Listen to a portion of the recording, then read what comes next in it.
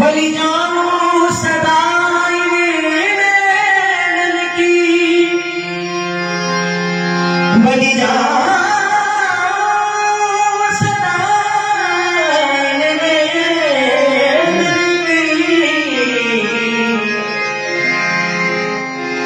बलि जाऊं सदा नैनन की, बलि जाऊं सदाए नैनन की, बलिहारी छटा पे मैं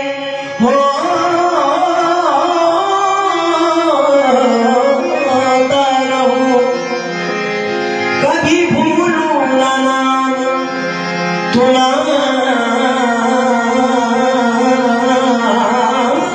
प्रभु, चाहे जागृत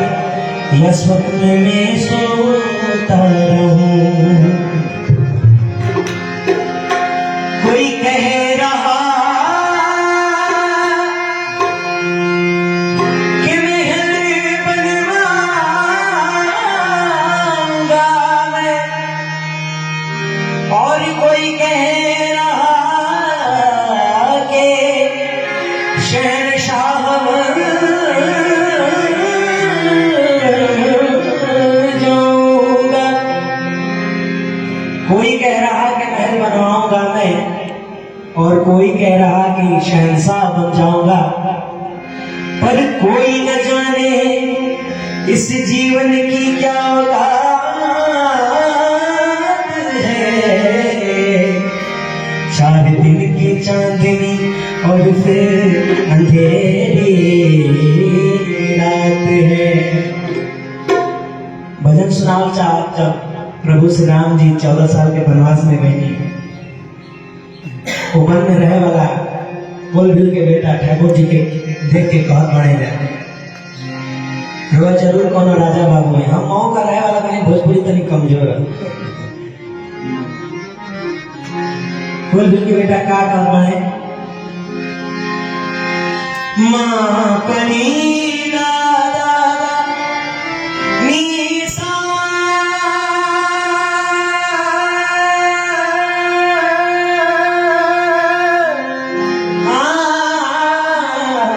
माँ पनी दा नीसा सरिदा मम भैया नम रे रे सर रे दम नीला मेरा रे माँ पनी नीसा हम बनवासी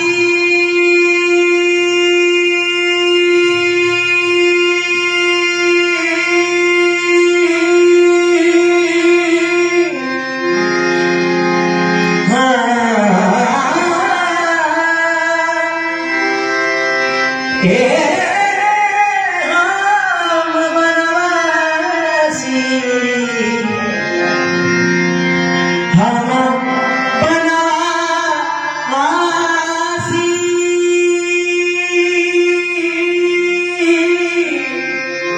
कुल बिला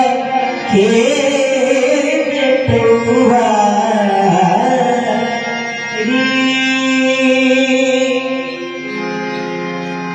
कुल बिल के बेटुआ तुम तवा राजा बाबू हौवा, तुम तवा राजा बाबू हौवा। हम बनवासी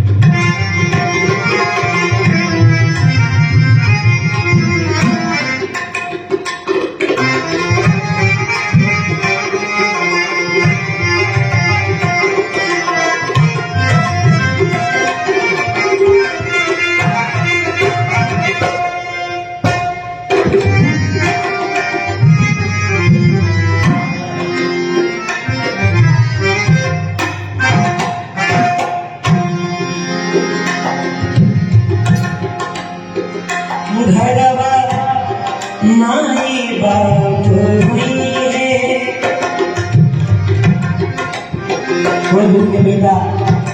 पहचान में बना चका पापा घरवा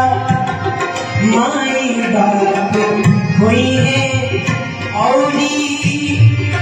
छोटे भाई हुई है हो घरवा माई बाप हुई है माई बाप माई बाप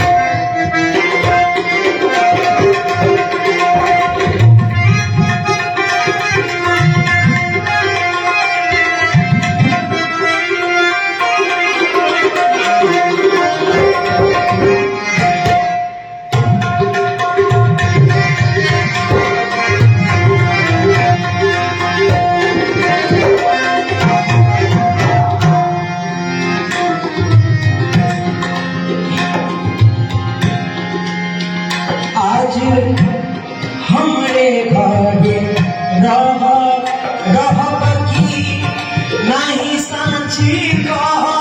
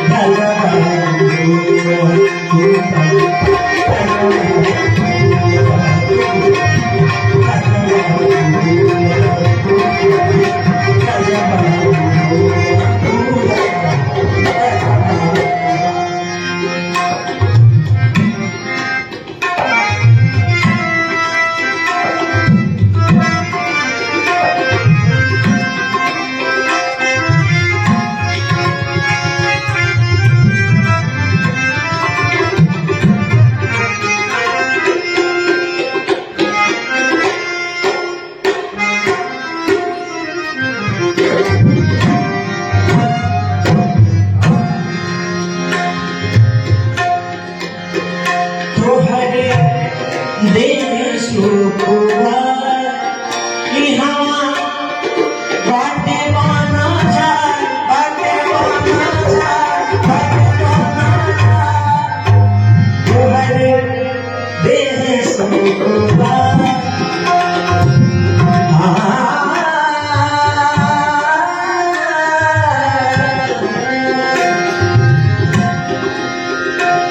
जितना दिया सरकार ने मुझको उतनी मेरी औकात नहीं जितना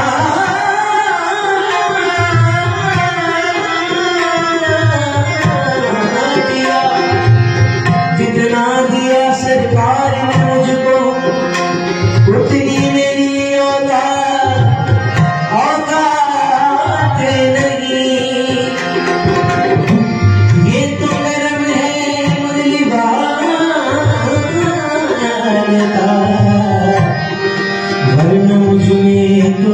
कोई बात नहीं तुम्हारे देश सुनूंगा यहाँ बातें बोला जा बात बढ़ी जाई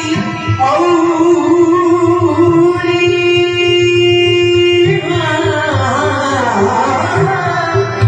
बात बढ़ी जाई औरी बुखार